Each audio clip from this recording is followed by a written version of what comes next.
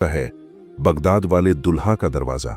आज हम उस बादशाह की दास्तान सुनाने जा रहे हैं जिसके सर पर ताज नहीं मगर जमाने के सिकंदर जिसके कदमों की धूल को अपनी आंखों का सुरमा बनाते हैं। वो हस्ती जिसने मां के पेट में रोजा रखा, वो हस्ती जिसकी ठोकर लगे तो मुर्दे कफन फाड़कर खड़े हो जाएं, वो हस्ती जो अगर जलाल में उंगली उठा दे तो 12 साल पुरानी डूबी हुई कश्ती भी समंदर का सीना चीरकर बाहर आ जाए। जी हां, वो नबी करीम सल्लल्लाहु अलैहि वसल्लम के लाडले हैं, वो मौला अली के जिगर का चैन है और वो सैयदा फातिमा के दिल का सुकून है। जमीन और आसमान की हर चीज उन्हें पहचानती है। फरिश्ते जिनका अदब करते हैं और वली जिनके सामने गर्दन झुकाते हैं। दुनिया उन्हें महबूब सुबहानी, कुतुब रब्बानी, पीराने पीर, हजरत शेख अब्दुल कादिर जिलानी रजी अल्लाहु अन्हु के नाम से पुकारती है। आज की यह वीडियो सिर्फ एक कहानी नहीं है बल्कि इश्क का एक सफर है। आज हम आपको जीलान की गलियों से लेकर बगदाद के उस मकाम तक ले जाएंगे जहां पहुंचकर उन्होंने कहा था, मेरा यह कदम अल्लाह के हर वली की गर्दन पर है। अगर आप गौसे आजम के सच्चे गुलाम हैं तो अपने दिल को थाम लीजिए, क्योंकि आज की दास्तान सुनकर आपकी आंखों से अकीदत के आंसू छलकने वाले हैं। आइए बगदाद की फिजाओं में चलते हैं। दास्तान शुरू होती है आज से तकरीबन 950 साल पहले। ईरान का एक खूबसूरत और हरा भरा इलाका है जिसे जीलान या गिलान कहा जाता है। वहां के पहाड़ों और वादियों में एक अजीब सा सुकून था।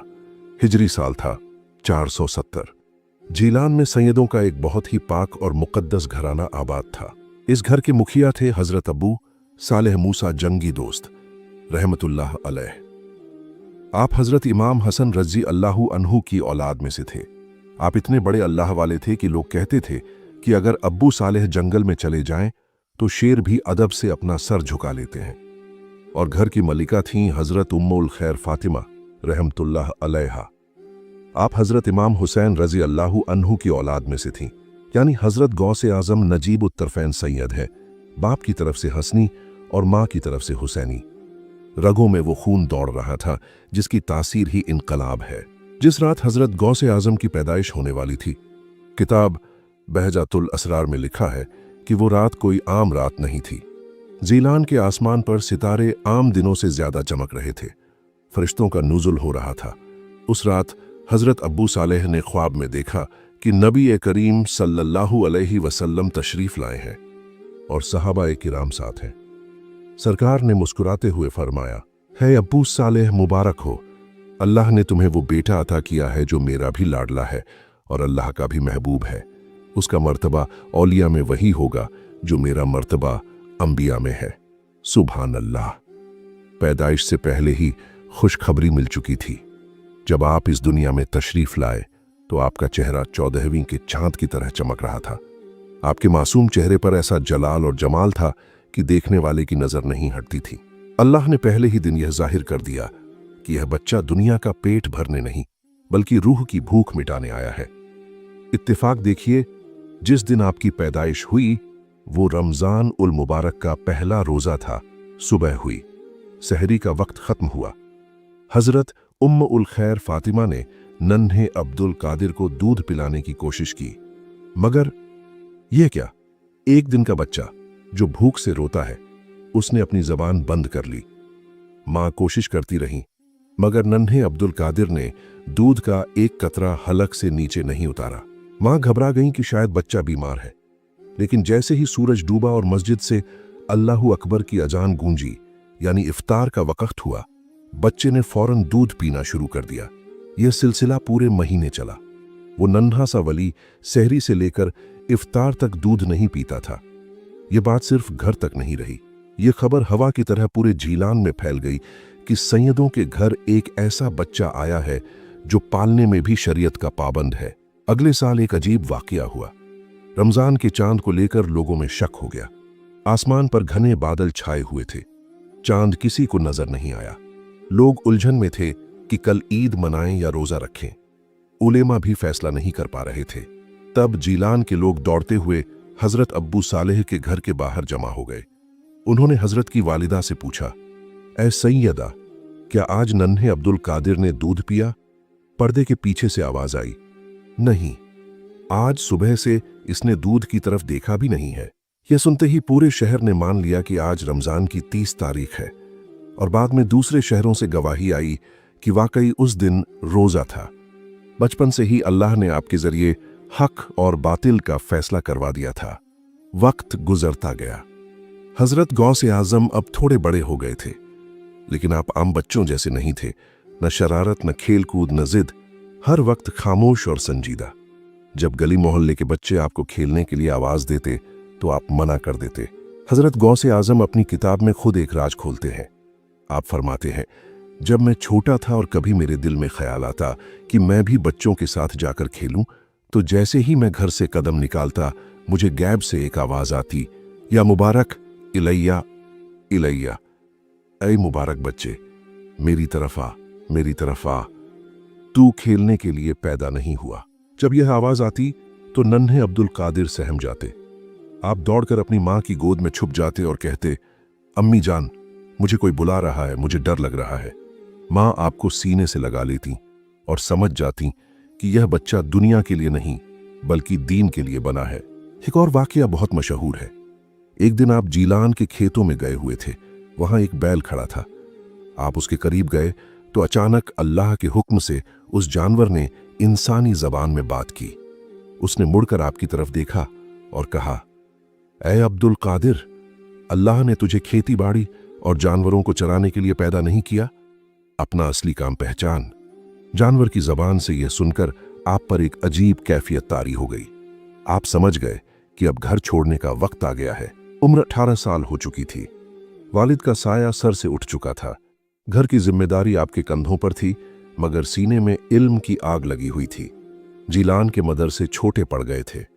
अब आपकी रूह बगदाद जाने के लिए तड़प रही थी, जो उस वक्त पूरी दुनिया में इल्म का मरकज था। एक शाम आप अपनी बूढ़ी मां के पास बैठे थे। आपने उनकी आंखों में देखा और बड़ी हिम्मत करके कहा, अम्मी जान, मेरा दिल अब यहां नहीं लगता। मुझे अल्लाह के दीन का इल्म हासिल करने के लिए बगदाद जाने की इजाजत दें। जरा सोचिए उस मां के दिल पर क्या गुजरी होगी। बुढ़ापे का सहारा, आंखों का तारा, इकलौता बेटा परदेश जाने की बात कर रहा है। बगदाद का सफर महीनों लंबा था। रास्ते में लुटेरे थे और वापसी की कोई उम्मीद नहीं थी। मां की आंखों से आंसू छलक पड़े, लेकिन वो कोई आम मां नहीं थी, वो उम्मुल खैर थी। उन्होंने अपने आंसू पोंछे और कहा, बेटा, अगर तुम दुनिया कमाने जाते तो मैं कभी इजाजत न देती, लेकिन तुम अल्लाह के लिए जा रहे हो। मैंने तुम्हें अल्लाह के रास्ते में वक्फ किया। तैयारी और वो 40 अशरफियां। सफर की तैयारी शुरू हुई। घर में जो कुछ भी जमा पूंजी थी मां ने निकाली। आपके वालिद की विरासत में से 80 सोने की अशरफियां मिली थीं। मां ने इंसाफ किया। 40 अशरफियां आपके भाई के लिए रख दी और 40 अशरफियां हजरत गौस ए आजम को दी। मां को फिक्र थी कि रास्ता खतरनाक है, कहीं डाकू ये पैसे लूट न लें। इसलिए मां ने एक तरकीब निकाली। उन्होंने हजरत का कुर्ता सदरी लिया और उसके अस्त्र के अंदर यानी बगल के नीचे उन 40 अशरफियों को रखकर ऊपर से कपड़ा सिल दिया। सिलाई इतनी बारीक थी कि किसी को शक भी नहीं हो सकता था कि इसके अंदर सोना है। जब काफिला निकलने वाला था तो विदाई का मंजर बहुत दर्दनाक था। मां ने अपने बेटे का माथा चूमा। उन्हें पता था कि शायद अब हश्र के मैदान में ही मुलाकात होगी। चलते चलते मां ने हजरत गौसे आजम का हाथ पकड़ा और एक ऐसी नसीहत की जिसने आगे चलकर 60 डाकुओं की तकदीर बदल दी। उन्होंने कहा, बेटा अब्दुल कादिर, मेरी एक बात गांठ बांध लो। चाहे जान चली जाए, चाहे सारा माल लुट जाए, हालात कितने भी बुरे क्यों ना हो, अपनी जबान से कभी झूठ मत बोलना। हमेशा सच का साथ देना, क्योंकि सच ही इंसान को निजात दिलाता है। जाओ, मैंने तुम्हें अल्लाह के हवाले किया। हजरत गौसे आजम ने रोते हुए मां से वादा किया। काफिला चल पड़ा। धूल उड़ी और झीलान की गलियां पीछे छूट गईं। लेकिन किसी को नहीं पता था कि यह काफिला अभी थोड़ी ही दूर जाएगा कि इसका सामना मौत से होने वाला है। हमदान के पहाड़ों के पीछे 60 खूंखार डाकू अपनी तलवारें तेज करके इस काफिले का इंतजार कर रहे थे। हजरत गौसे आजम का काफिला जीलान से निकलकर अब इराक की सरहद की तरफ बढ़ रहा था। रास्ता बेहद सुनसान और पत्थरीला था। कई दिन के सफर के बाद काफिला हमदान के करीब एक भयानक जंगल से गुजर रहा था। शाम होने वाली थी और हर मुसाफिर के दिल में चोर लुटेरों का खौफ था। अचानक जिसका डर था वही हुआ। पहाड़ियों के पीछे से घोड़ों की टापों की आवाज गूंजी। धूल का एक बड़ा गुब्बार उठा और देखते ही देखते 60 खूंखार डाकुओं ने काफिले को चारों तरफ से घेर लिया। डाकुओं के हाथों में नंगी तलवारें थीं और चेहरों पर नकाब। उन्होंने आते ही लूट मार शुरू कर दी। काफिले में चीख पुकार मच गई। बच्चे रोने लगे, औरतें सहम गईं। डाकुओं ने बड़ी बेरहमी से लोगों का सामान छीनना शुरू कर दिया। किसी के पास जिंदगी भर की जमा पूंजी थी, किसी के पास व्यापार का माल था। सब कुछ मिनटों में लुट गया। हजरत गौसे आजम, जिनकी उम्र उस वक्त सिर्फ 18 साल थी, काफिले के एक कोने में बिल्कुल खामोश और इत्मीनान से खड़े थे। आपके चेहरे पर रत्ती भर भी खौफ नहीं था। आप बहुत सादा लिबास में थे, इसलिए डाकुओं को लगा कि इस गरीब लड़के के पास क्या ही होगा। लूट मार के दौरान एक डाकू की नजर आप पर पड़ी। वह आपके पास आया और मजाक उड़ाते हुए अपनी तलवार नचाते हुए पूछा, ओ फकीर लड़के, तेरे पास भी कुछ है क्या, या खाली हाथ आया है? दोस्तों, ये वो लम्हा था जहां बड़े बड़े सूरमाओं की हिम्मत जवाब दे जाती है। जान बचाने के लिए झूठ बोलना इंसान की फितरत है, लेकिन हजरत गौसे आजम को अपनी मां से किया हुआ वादा याद था। बेटा, हालात चाहे जैसे भी हों, झूठ मत बोलना। आपने उस डाकू की आंखों में देखा और बड़ी सादगी से जवाब दिया, हाँ भाई, मेरे पास 40 सोने की अशर्फियां हैं। डाकू ठिठक गया। उसने हैरानी से आपको ऊपर से नीचे तक देखा। फटे पुराने कपड़े, धूल में अटा हुआ चेहरा। उसे लगा यह लड़का यकीनन मजाक कर रहा है या पागल है। भला ऐसे कपड़ों में कोई 40 सोने के सिक्के लेकर क्यों घूमेगा? और अगर होंगे भी तो डाकू को खुद कौन बताता है? वह डाकू जोर से हंसा और मजाक समझते हुए आपको छोड़कर आगे बढ़ गया। थोड़ी देर बाद एक और डाकू आया। उसने भी हिकारत से यही सवाल किया, क्यों रे, कुछ है तेरे पास? आपने फिर वही जवाब दिया, हाँ, मेरे पास 40 सोने की अशर्फियां हैं। वो भी हंसा और इसे पागलपन समझकर चला गया। जब लूटमार खत्म हुई तो सारे डाकू अपने सरदार के पास जमा हुए। सरदार का नाम रिवायतों में अहमद बदवी बताया जाता है, जो बहुत ही क्रूर और पत्थर दिल इंसान था। वे लोग लूटा हुआ माल आपस में बांट रहे थे। तभी उन 2 डाकुओं ने मजाक में सरदार को बताया, सरदार, वहां एक अजीब लड़का खड़ा है। हम उससे पूछते हैं कि तेरे पास क्या है, तो वो डरने के बजाय कहता है कि मेरे पास 40 सोने की अशर्फियां हैं। लगता है सदमे से पागल हो गया है। सरदार ने हुक्म दिया, उस लड़के को मेरे सामने पेश करो। हजरत गौसे आजम को सरदार के सामने लाया गया। सरदार एक ऊंचे टीले पर बैठा था। उसने अपनी लाल आंखों से आपको घूरा और कड़कदार आवाज में पूछा, ओ लड़के, तूने मेरे साथियों से क्या कहा? तेरे पास क्या है? हजरत गौसे आजम ने बिना डरे पूरी सच्चाई और मजबूती के साथ फरमाया, मैंने सच कहा, मेरे पास 40 सोने की अशर्फियां हैं। सरदार हैरान हुआ। उसने पूछा, कहां हैं वो अशर्फियां? आपने फरमाया, वो मेरी सदरी जैकेट के अस्त्र के अंदर सिली हुई हैं। सरदार ने अपने आदमियों को इशारा किया। उन्होंने आपकी सदरी उतरवाई। जब उसकी सिलाई को चाकू से उधेड़ा गया तो मंजर देखकर सबकी सांसें थम गईं।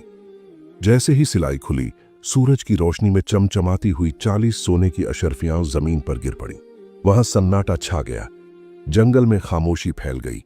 डाकुओं का सरदार, जिसने पूरी जिंदगी झूठ और फरेब देखा था, वह अपनी आंखों पर यकीन नहीं कर पा रहा था। उसने झुककर उन सिक्कों को देखा, फिर हजरत गौसे आजम के मासूम और नूरानी चेहरे को देखा।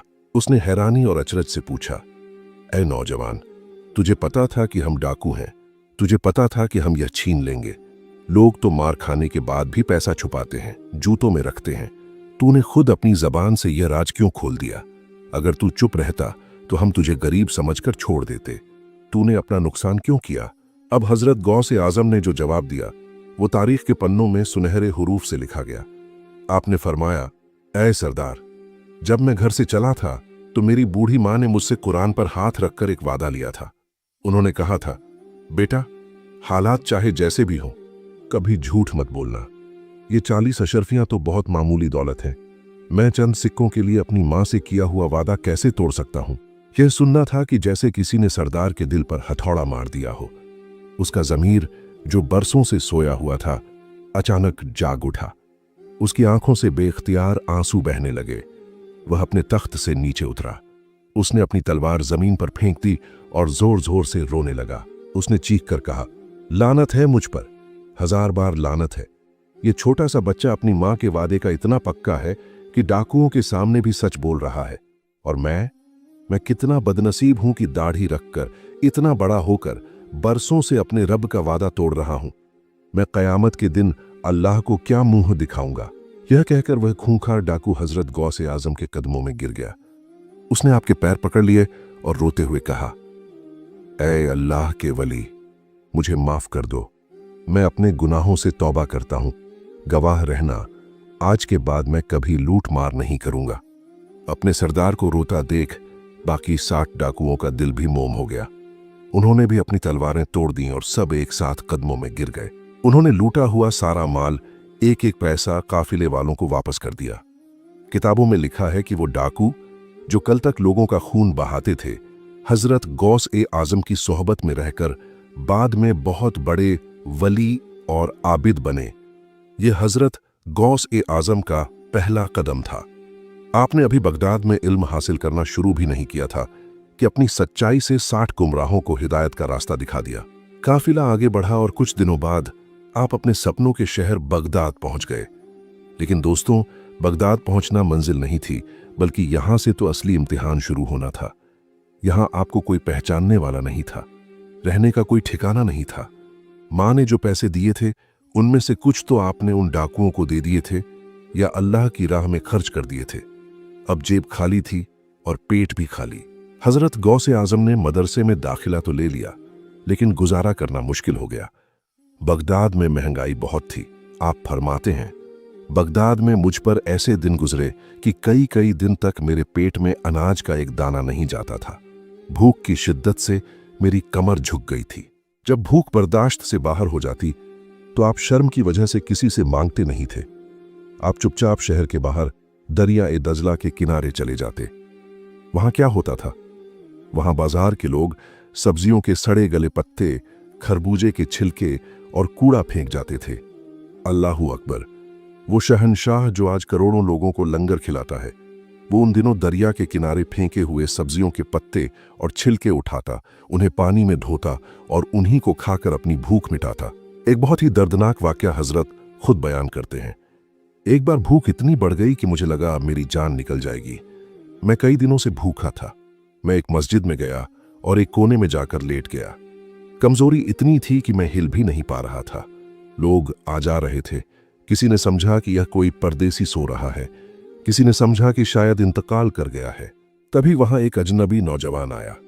उसके हाथ में ताजी रोटियां और भुना हुआ गोश्त था। वह मेरे करीब बैठा और बिस्मिल्लाह पढ़कर खाने लगा।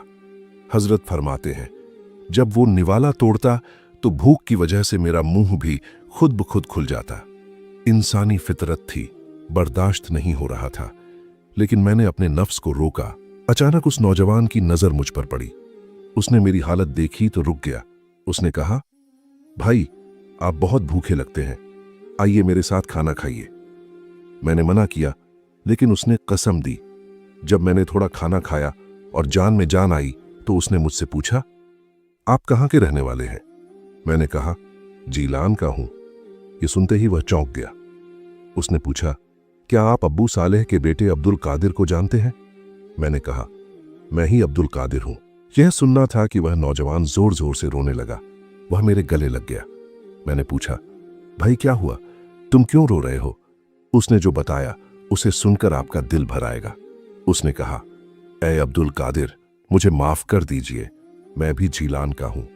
जब मैं बगदाद आ रहा था तो आपकी बूढ़ी मां ने मुझे 8 अशरफियां दी थीं। उन्होंने कहा था कि मेरा बेटा बगदाद में परदेसी है, उसे ढूंढकर ये पैसे दे देना। मैं बगदाद आया, लेकिन आपको ढूंढ न सका। 3 दिन से मैं भी भूखा था। आज मेरे सब्र का पैमाना छलक गया और शैतान ने मुझे बहका दिया। मैंने आपकी अमानत में खयानत की। मैंने उन्हीं पैसों में से कुछ खर्च करके यह खाना खरीदा है। अल्लाह मुझे माफ करे। यह खाना मेरा नहीं, आपका है। मैं आपका ही माल आपको खिला रहा हूं और खुद भी आपके माल से खा रहा हूं। जरा सोचिए, हजरत गौस ए आजम का क्या रद्द अमल होता। आपने गुस्सा नहीं किया। आपने मुस्कुराते हुए उसे उठाया और फरमाया, भाई रो मत। शायद अल्लाह को यही मंजूर था कि मेरी मां के पैसों से तुम्हारी जान बच जाए। जो तुमने खाया वो मैंने माफ किया। और फिर आपने बची हुई अशरफियां और खाना भी उसी नौजवान को तोहफे में दे दिया कि जाओ अपना गुजारा करो। सुभान अल्लाह। खुद भूख से जान निकल रही थी, लेकिन खयानत करने वाले को भी सब कुछ लुटा दिया। यह था गौस ए आजम का किरदार। लेकिन दोस्तों, अभी इम्तिहान खत्म नहीं हुआ था। बगदाद की भीड़भाड़ से आपका दिल उचाट हो गया था। अब आपको अपनी रूह को मांझने के लिए वीराने पुकार रहे थे। अब शुरू होने वाला था 25 साल का वो भयानक सफर, जहां इंसान नहीं बल्कि जिन्नात और बलाएं रहती थीं। कैसे हजरत ने शैतान के सबसे बड़े धोखे को अपने इल्म से हराया, ये हम सुनाएंगे आगे। बगदाद में इल्म हासिल करने के बाद हजरत गौसे आजम के दिल की प्यास अभी बुझी नहीं थी। किताबों का इल्म तो मिल गया था, लेकिन रूह का इल्म अभी बाकी था। शहर का शोर शराबा और लोगों की भीड़ आपको अल्लाह की याद में खलल महसूस होती थी। आपने फैसला किया कि अब इस नफ्स को मारने के लिए शहर छोड़ना होगा। आपने बगदाद की रंगीन गलियों को अलविदा कहा और इराक के भयानक जंगलों, सहराओं और खंडर बन चुके शहर मदाइन की तरफ निकल गए। दोस्तों, ये कोई 1 या 2 साल की बात नहीं थी। हजरत गौसे आजम ने अपनी जवानी के 25 साल इन वीरानों में गुजार दिए। जरा तसव्वुर करें, एक नौजवान जिसके पास न रहने को घर है, न खाने को रोटी और न बात करने को कोई इंसान। हजरत गौसे आजम फरमाते हैं, मैं इराक के जंगलों में तन्हा रहता था। मेरा बिस्तर जमीन थी और मेरा तकिया पत्थर। मैं कई साल तक लेटा नहीं बल्कि बैठकर रातें गुजारता था। खाने का यह हाल था कि आप जंगल में उगने वाली घास, पेड़ों के पत्ते और कैक्टस के फल खाकर जिंदा रहते थे। आपने अपने नफ्स को ऐसी सजा दी कि अगर वो पानी मांगता तो आप उसे प्यासा रखते, अगर वो आराम मांगता तो आप उसे कांटों पर चलाते। रिवायतों में आता है कि आप अक्सर बबूल के दरख्तों के नीचे रहते थे। कई बार भूख की शिद्दत से आप कंकड़, छोटे पत्थर मुंह में रख लिया करते थे ताकि भूख का एहसास कम हो।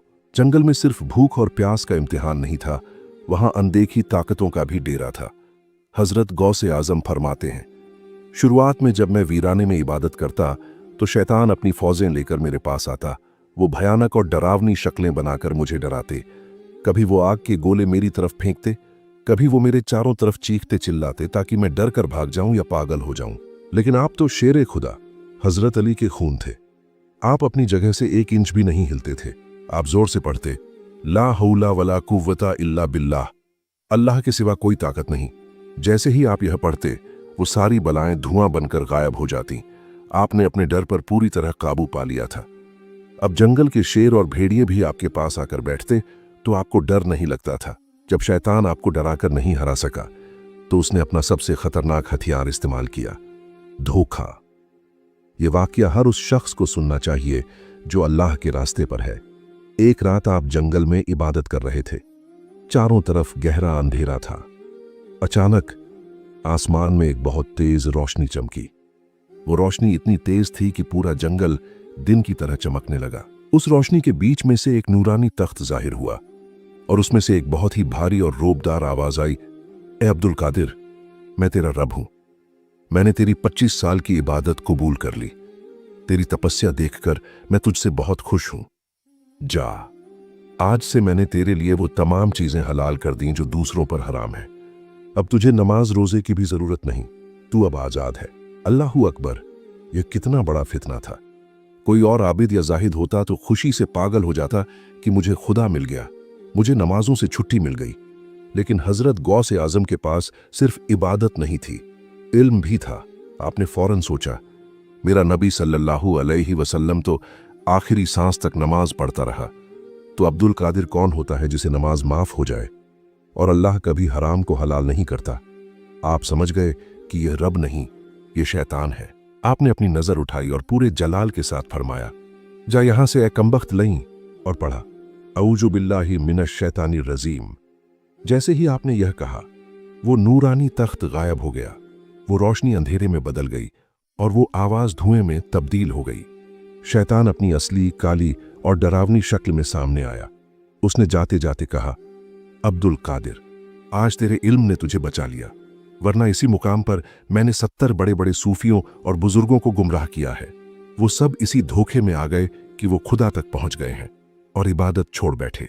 हजरत गौसे आजम ने उसे भी करारा जवाब दिया, आपने फरमाया, दूर हो जा, मुझे मेरे इल्म ने नहीं बल्कि मेरे रब के फजल ने बचाया है। वहां भी आपने घमंड नहीं किया कि मेरे इल्म ने बचाया, बल्कि अल्लाह का शुक्र अदा किया। अगर वहां मैं आ जाती तो शैतान जीत जाता। 25 साल बाद जब आपका नफ्स पूरी तरह मर चुका था और दिल आईने की तरह साफ हो चुका था, तो गैब से इशारा हुआ, ऐ अब्दुल कादिर, अब बगदाद वापस जाओ। लोग भटके हुए हैं, उन्हें सीधा रास्ता दिखाओ। सन 511 हिजरी का वाकया है। हजरत गौसे आजम नंगे पैर बगदाद की तरफ वापस आ रहे थे।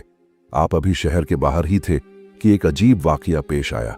सड़क के किनारे एक बहुत ही कमजोर, बीमार और बदसूरत बूढ़ा शख्स पड़ा हुआ था। उसकी हालत ऐसी थी जैसे अभी दम तोड़ देगा। उसका रंग पीला पड़ चुका था।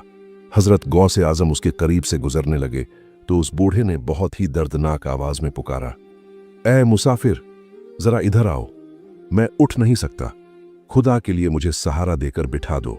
हजरत गौसे आजम, जो रहमत के समंदर थे, फौरन रुके। आपको उस गंदे और बीमार बूढ़े से घिन नहीं आई। आपने आगे बढ़कर अपने हाथों का सहारा दिया और उसे जमीन से उठाया। मुहियुद्दीन लकब का राज। जैसे ही हजरत गौसे आजम का मुबारक हाथ उस बूढ़े के बदन से लगा, एक करिश्मा हुआ। देखते ही देखते उस बूढ़े की झुर्रियां खत्म हो गईं। उसका पीला रंग नूरानी हो गया, कमजोरी ताकत में बदल गई और वो एक खूबसूरत नौजवान बन गया। हजरत गौसे आजम उसे देखकर हैरान रह गए। आपने पूछा, भाई तुम कौन हो? अभी तो तुम मरने वाले थे, एक पल में जवान कैसे हो गए? उस नौजवान ने मुस्कुराते हुए जवाब दिया, ऐ अब्दुल कादिर, क्या आपने मुझे नहीं पहचाना? मैं आपके नाना हजरत मोहम्मद सल्लल्लाहु अलैहि वसल्लम का दीन हूं। दुनिया में लोगों ने गुनाह कर करके मुझे बूढ़ा और कमजोर कर दिया था। कोई मुझे पूछने वाला नहीं था, लेकिन अल्लाह ने आज आपके हाथों मुझे नई जिंदगी अता की है। आप मुहियुद्दीन, दीन को जिंदा करने वाले हैं। यहीं से आपको मुहियुद्दीन का लक़ब मिला। जब आप बगदाद की मस्जिद में दाखिल हुए तो एक शख्स, जो शायद अल्लाह की तरफ से था, उसने दूर से ही चिल्लाकर कहा, रास्ता छोड़ दो, मुहियुद्दीन आ रहे हैं। हालांकि आपने किसी को यह वाकया नहीं बताया था, मगर अल्लाह ने लोगों के दिलों में यह बात डाल दी थी। अब आप बगदाद में लोगों को वाजो नसीहत करने लगे। शुरू में भीड़ कम थी, लेकिन आपकी आवाज में ऐसी तासीर थी कि पत्थर दिल भी पिघल जाते। धीरे धीरे लाखों का मजमा लगने लगा। आपके पास जलाली ताकत भी थी और जिंदा करने की सिफत भी। एक दिन आप मदरसे में मिंबर पर बैठकर बयान फरमा रहे थे। तेज हवा चल रही थी और मौसम खराब था। अचानक ऊपर से एक चील उड़ती हुई गुजरी। उसने जोर जोर से चिल्लाना शुरू कर दिया। उसकी आवाज इतनी तेज थी कि लोगों का ध्यान बढ़ने लगा और बयान में खलल पड़ा। हजरत गौसे आजम को जलाल आ गया। आपने अपना सर उठाया और उस चील की तरफ देखा। आपने सिर्फ इतना कहा, ऐ परिंदे, खामोश हो जा या तेरा सर कट जाए।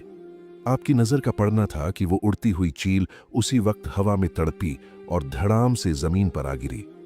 वो मर चुकी थी। मजमे में सन्नाटा छा गया।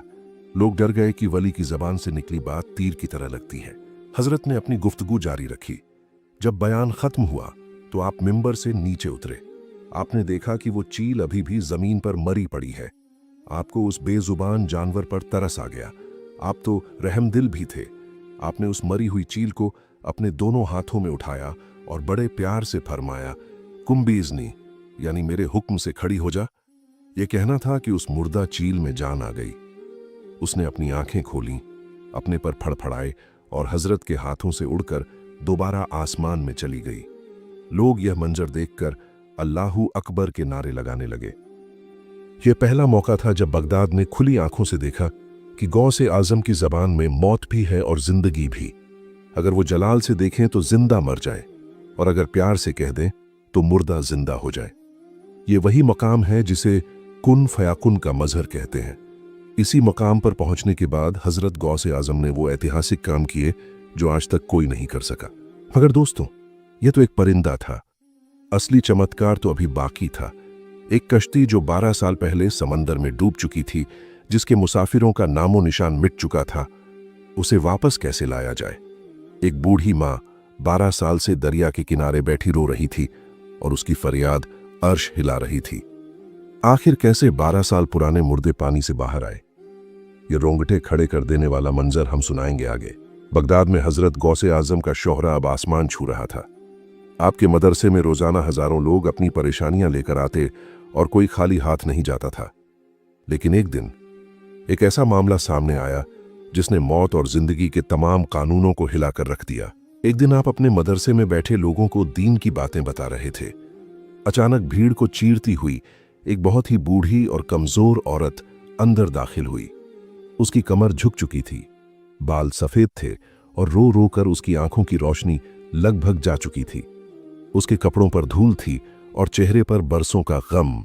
वह गिरती पड़ती हजरत गौसे आजम के करीब आई और आपके दामन को पकड़कर झाड़ू कतार रोने लगी। उसकी हिचकियां बंध गईं। हजरत गौसे आजम ने बड़े प्यार और नरमी से पूछा, माई, क्या हुआ? तुम क्यों रो रही हो? तुम्हें क्या परेशानी है? उस बूढ़ी मां ने रोते हुए जो दास्तान सुनाई, उसे सुनकर वहां बैठे हर शख्स का दिल दहल गया। उसने कहा, ऐ पीरों के पीर, ऐ अल्लाह के महबूब, मेरी मदद करो। मैं लुट गई, मेरा घर बर्बाद हो गया। हजरत ने पूछा, बताओ तो सही क्या हुआ? बूढ़ी औरत ने कहा, हुजूर, मेरा एक ही जवान बेटा था। मैंने बड़ी मन्नतों और मुरादों से उसे पाला था। आज से ठीक 12 साल पहले उसकी शादी थी। मैंने बहुत चाव से उसकी बारात सजाई थी। मेरा बेटा, उसकी नई नवेली दुल्हन और पूरा खानदान बाराती एक बड़ी कश्ती में सवार होकर दरिया पार कर रहे थे। मगर किस्मत को कुछ और ही मंजूर था। दरिया-ए-दजला के बीच में भयानक तूफान आया। वो कश्ती पलट गई। मेरा बेटा, मेरी बहू और सारे रिश्तेदार मेरी आंखों के सामने डूब गए। मैं किनारे पर खड़ी चिल्लाती रही, लेकिन कोई नहीं बचा। हुजूर, 12 साल हो गए हैं। न उनकी लाशें मिली, न कोई खबर आई। लोग कहते हैं वो मर चुके हैं, उनकी हड्डियां भी गल चुकी होंगी। लेकिन मेरा मां का दिल नहीं मानता। मुझे लगता है वो वापस आएंगे। मैं हर दर पर गई, सबने मुझे पागल कहकर भगा दिया। अब सुना है कि आप मुर्दों को भी जिंदा कर देते हैं। खुदा के लिए मेरे बेटे को वापस ला दीजिए। मजमे में सन्नाटा छा गया। लोग आपस में कानाफूसी करने लगे। यह बुढ़िया पागल हो गई है। 12 साल, अरे 12 साल में तो कश्ती भी गल गई होगी और लाशें मछलियां खा चुकी होंगी। अब वहां पानी के सिवा क्या बचा होगा? तर्क और अक्ल यही कह रही थी कि यह नामुमकिन है। मुर्दा अगर ताजा हो तो वली की दुआ से जिंदा हो सकता है, जैसे वो चील। लेकिन जो चीज 12 साल पहले खत्म हो चुकी हो, वो कैसे वापस आएगी? लेकिन हजरत गौसे आजम की अदालत में नामुमकिन लफ्ज की कोई जगह नहीं थी। आपको उस बूढ़ी मां के सफेद बालों और उसके आंसुओं पर बहुत तरस आया। आपने अपनी आंखें बंद की और मुराकबे में चले गए। आपने अपनी रूहानी नजर से दरिया की तह में देखा। वहां कुछ नहीं था, सब कुछ खत्म हो चुका था। तकदीर के फैसले में उनकी मौत लिखी जा चुकी थी। जब हजरत ने देखा कि मामला बहुत सख्त है, तो आप पर एक अजीब कैफियत तारी हो गई। इसे सूफियाना जबान में जलाल कहते हैं। आप अचानक अपनी जगह से खड़े हो गए। आपके चेहरे का रंग बदल गया। आपने उस बूढ़ी औरत से कहा, माई, उठो और मेरे साथ चलो। हजरत गौस ए आजम मदरसे से बाहर निकले और तेज कदमों से दरिया-ए-दजला की तरफ चल पड़े। वो बूढ़ी औरत और हजारों मुरीद आपके पीछे पीछे चलने लगे। सब हैरान थे कि हजरत करने क्या वाले हैं। क्या वो पानी पर दुआ पढ़ेंगे? क्या वो नमाज पढ़ेंगे? आप दरिया के किनारे पहुंचे। दरिया पूरे जोश में बह रहा था। हजरत गौसे आजम ने आसमान की तरफ चेहरा उठाया और अल्लाह की बारगाह में अर्ज किया, या रब्बुल आलमीन, ये बूढ़ी मां तेरे दर पर आस लेकर आई है। इसकी आस मत तोड़। मैं तेरा अदना सा बंदा हूं, मेरी लाज रख ले। फिर आपने अपना हाथ दरिया की तरफ बढ़ाया। आपकी उंगली का इशारा पानी की तरफ था। आपने एक ऐसी गरजदार और जलाल भरी आवाज में पुकारा जिसने हवाओं का रुख मोड़ दिया, हे दरिया, मैं अब्दुल कादिर हूं। मुझे मेरे रब ने इख्तियार दिया है। सुन, वो कश्ती जो आज से 12 साल पहले तुझ में डूबी थी, उस कश्ती को उसके तमाम मुसाफिरों के साथ मेरे रब के हुक्म से जैसी थी वैसी ही बाहर निकाल दे। दोस्तों, गौर कीजिएगा, आपने सिर्फ लाशें नहीं मांगी, आपने कहा जैसी थी वैसी ही बाहर निकाल दे। अभी आपकी जबान से लफ्ज पूरे भी नहीं निकले थे कि दरिया-ए-दजला में भूचाल आ गया। शांत बहता हुआ पानी अचानक खौलने लगा। लहरें दीवारों की तरह ऊंची उठने लगीं। जमीन थर्राने लगी। मजमे में मौजूद लोग डर के मारे पीछे हटने लगे। उन्हें लगा कि शायद कयामत आ गई है, और फिर पानी के बीचों बीच से एक चीज ऊपर उठने लगी।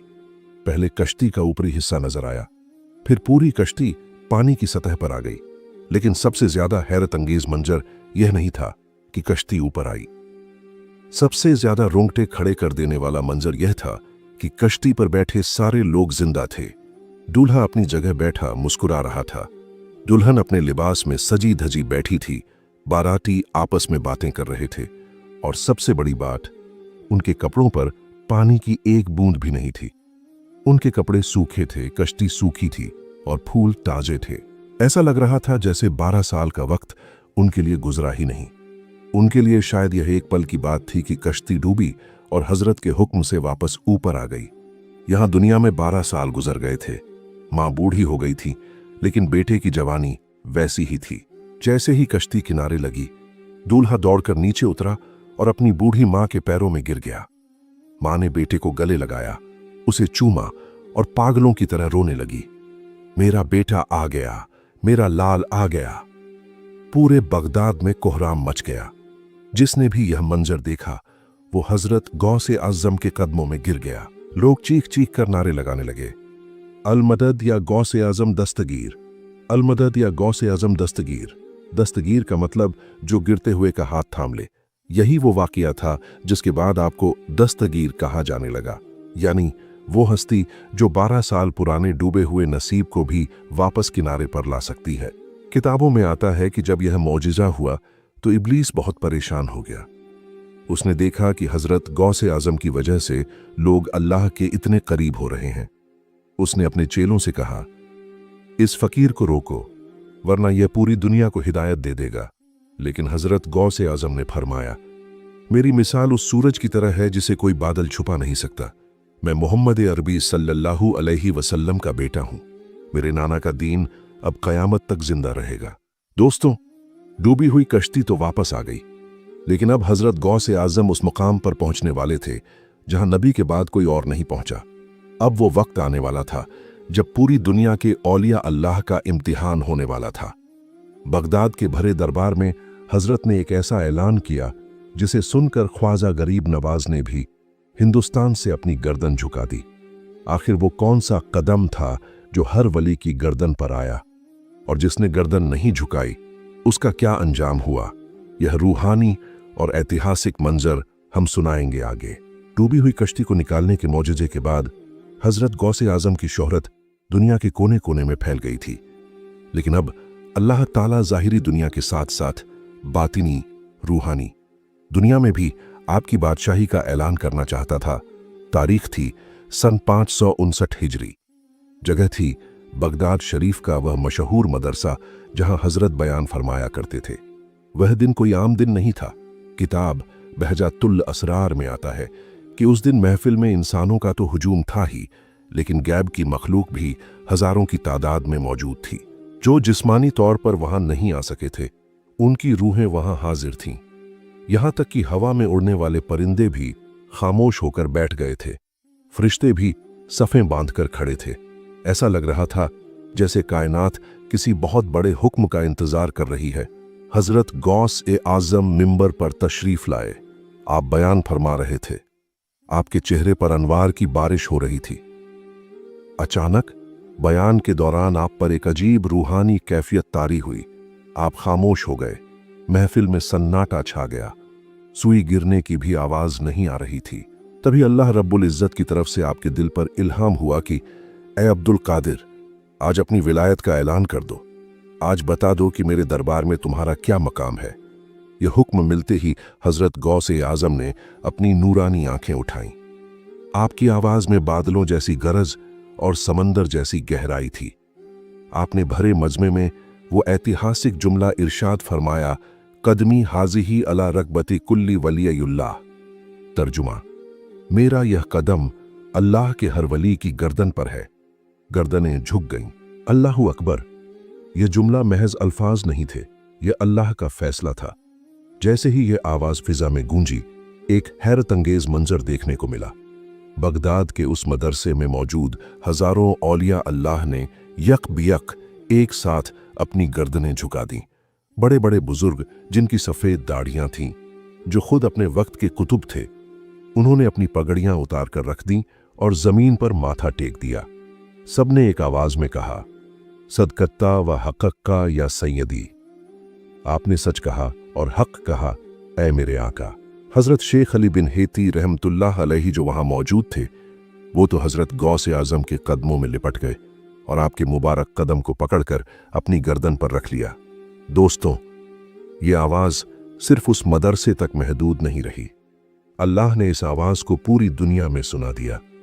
उस वक्त दुनिया के जिस जिस कोने में भी कोई सच्चा वली था, उसने रूहानी तौर पर यह ऐलान सुना। उस जमाने में हजरत ख्वाजा मोइनुद्दीन चिश्ती गरीब नवाज अभी हिंदुस्तान नहीं आए थे। आप खुरासान के पहाड़ों में एक गुफा के अंदर इबादत रियाजत कर रहे थे। अचानक आपकी इबादत रुकी। आपको गैब से हजरत गौसे आजम की आवाज सुनाई दी, मेरा यह कदम हर वली की गर्दन पर है। यह सुनते ही ख्वाजा गरीब नवाज का क्या रद्द अमल था। आप पहाड़ों में अकेले थे, कोई देखने वाला नहीं था। आप चाहते तो सिर्फ दिल में मान लेते, लेकिन नहीं, अदब ही इंसान को वली बनाता है। ख्वाजा गरीब नवाज ने फौरन अपनी पेशानी, माथा जमीन पर रख दी और इतनी आजिजी से गर्दन झुकाई कि आपकी नाक जमीन को छूने लगी। आपने वहीं से जवाब दिया, बल्कि अला ऐनी व अला रासी, यानी ए गौस ए आजम, आपका कदम मेरी गर्दन पर ही नहीं बल्कि मेरी आंखों पर है और मेरे सर पर है। सुभान अल्लाह। रिवायतों में आता है कि हजरत गौसे आजम ने बगदाद में बैठे बैठे अपनी बातनी नजर से देख लिया कि खुरासान के पहाड़ में एक नौजवान ने सबसे ज्यादा झुककर अदब किया है। हजरत गौसे आजम बहुत खुश हुए और फरमाया, उस नौजवान मोइनुद्दीन ने मेरे कदम को अपनी आंखों पर लिया है। जाओ, मैंने उसे हिंदुस्तान की बादशाही अता की। आज जो अजमेर में रौनक है, यह उसी अदब का इनाम है। जिसने गौस के सामने गर्दन झुकाई, उसे हिंद का सुल्तान बना दिया गया। इस वाकये का एक दूसरा पहलू भी है जो सबक सिखाता है। जहां पूरी दुनिया के औलिया ने गर्दनें झुकाईं, वहीं एक बुजुर्ग, कुछ रिवायतों में इस्फहान के एक शेख का जिक्र है, ने दिल में थोड़ी सी आनाकानी की। उन्होंने सोचा, मैं खुद इतना बड़ा इबादत गुजार हूं, मैं क्यों गर्दन झुकाऊं? यह तकब्बुर घमंड अल्लाह को पसंद नहीं आया। हजरत गौसे आजम ने उसकी तरफ जलाल से देखा। उसी लम्हे उस शख्स की विलायत छीन ली गई, उसका रूहानी नूर खत्म हो गया। उसे बाद में एहसास हुआ कि गौस ए आजम का हुक्म असल में अल्लाह का हुक्म था। वो रोते हुए हजरत के पास आए, माफी मांगी, तब जाकर कई साल बाद उनकी तौबा कबूल हुई। इससे साबित हुआ कि गौस ए आजम की बारगाह अदब की जगह है। यहां मैं लेकर जाने वाला खाली हाथ लौटता है और तू कहकर जाने वाला झोलियां भरकर लाता है। इस ऐलान के बाद हजरत गौसे आजम का रुतबा जाहिर हो गया। एक बार आप जंगल से गुजर रहे थे, आपका एक मुरीद साथ था।